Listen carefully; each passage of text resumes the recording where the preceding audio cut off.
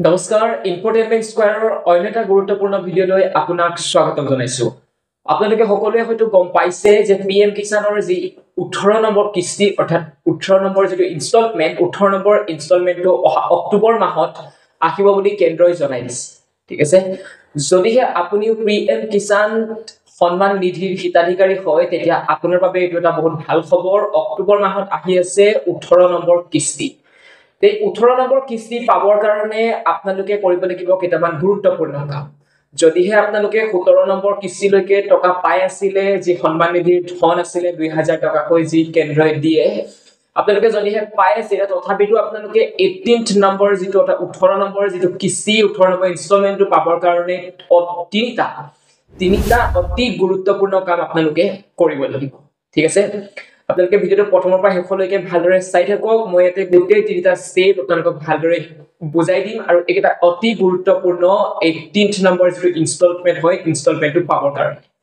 ঠিক আছে, ইয়াৰে প্ৰথম যিটো আপোনাৰ প্ৰথম আপডেটটো হৈছে যদিহে আপোনালোকে পিএম কিষাণৰ ইকেৱাইচি কৰা নাই, 17 নম্বৰ ইনষ্টলমেন্টটো হোৱাৰ আগত যদিহে আপোনালোকে ইকেৱাইচি কৰিছিলে তথাপিতো আপোনালোকে আকৌ এবাৰ পৰীক্ষা কৰাই ল'ব যে আপোনালোকৰ ইকেৱাইচি আপডেটেড হৈ আছে নে নাই।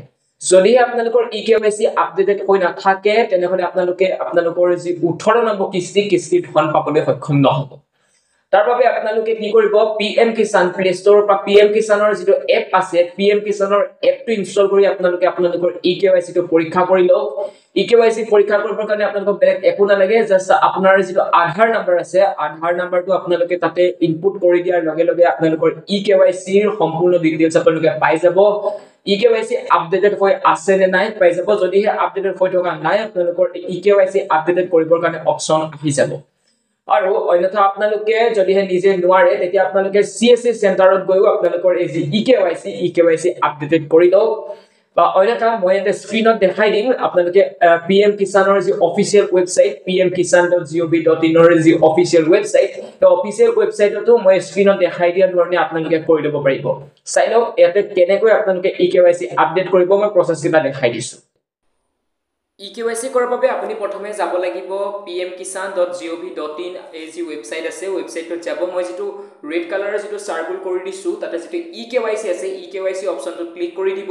ইকেৱাইচি অপচনটো ক্লিক কৰি দিয়াৰ লগে লগে এনেকুৱা এখন মেনু আহিব য'ত ওটিপি বেসড ইকেৱাইচি বুলি আহিব। তাতে আপুনি আপোনাৰ যেটো আধাৰ নম্বৰ থাকে আধাৰ নম্বৰটো তাতে ইনপুট কৰি দিয়াৰ পাছতে আপোনাৰ যি ইকেৱাইচি হৈ আছে নে নাই আপুনি চাব পাৰিব।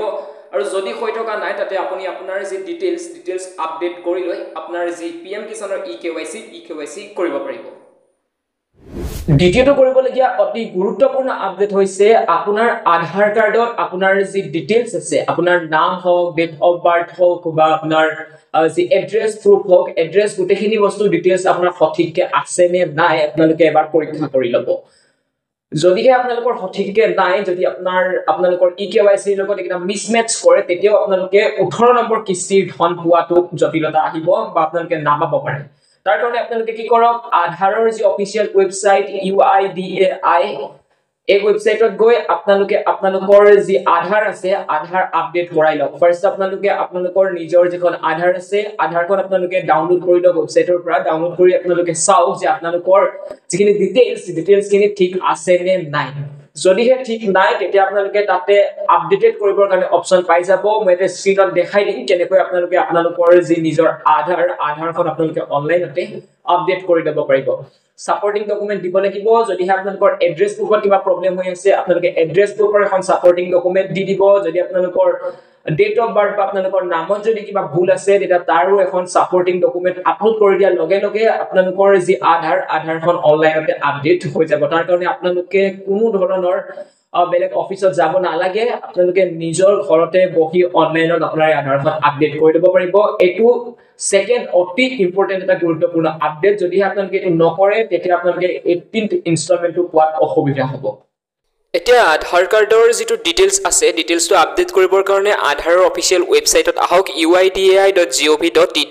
তাতে আপডেট আধাৰ বুলি যেটো অপচন পাব তাতে ক্লিক কৰি দিয়ক তাতে ক্লিক কৰি দিয়াৰ পাছত আপোনালোকে ইয়াতে লগইন অপচনটোত ক্লিক কৰাৰ পাছত আপুনি আপোনাৰ যেটো আধাৰ নম্বৰ আছে আধাৰ নম্বৰটো দি ওটিপি দিয়াৰ লগে লগে আপুনি আপোনাৰ ড্যাশবোৰ্ডত আহি যাব ইয়াতে আপোনালোকে মই যেটো ৰেড কালাৰত দেখাই দিছো বক্সটো ইয়াতে ডকুমেন্ট আপডেট বুলি যেটো অপচন আছে সেই অপচনটো ফ্ৰী অফ কষ্ট হয় আপোনালোকে এটো আপডেট কৰি দিয়ক যদিহে আপোনালোকৰ কিবা মিসমেচ আছে এড্ৰেছ হওক বা আপোনাৰ নাম হওক ডেট অফ বাৰ্থ এটো আপোনালোকে আপডেট কৰি দিয়াৰ পাছতে আপোনাৰ যিখন আধাৰখন আপোনাৰ অনলাইনতে আপডেট হৈ যাব তৃতীয় আটাইতকৈ গুৰুত্বপূৰ্ণ আপডেটটো হৈছে য'ত আপোনালোকে এই 18 নম্বৰ কিস্তিটো পাব সেয়া হৈছে আপোনালোকৰ বেংক একাউণ্ট তাৰ বাবে আপোনালোকে আপোনালোকৰ য'ত বেংক একাউণ্ট আছে যোন ব্ৰাঞ্চত আছে যোন বেংকত আপোনালোকৰ একাউণ্ট আছে তাতে গৈ আপোনালোকে পৰীক্ষা কৰি লওক যে আপোনালোকৰ বেংক একাউণ্টটো আপ টু ডেট হৈ আছে নে নাই যদিহে আপ টু ডেট হৈ থকা নাই এটো আপোনালোকৰ অনলাইন সিস্টেম নাই আপোনালোকে অফলাইনে যাব লাগিব বেংকত যাও গৈ আপোনালোকৰ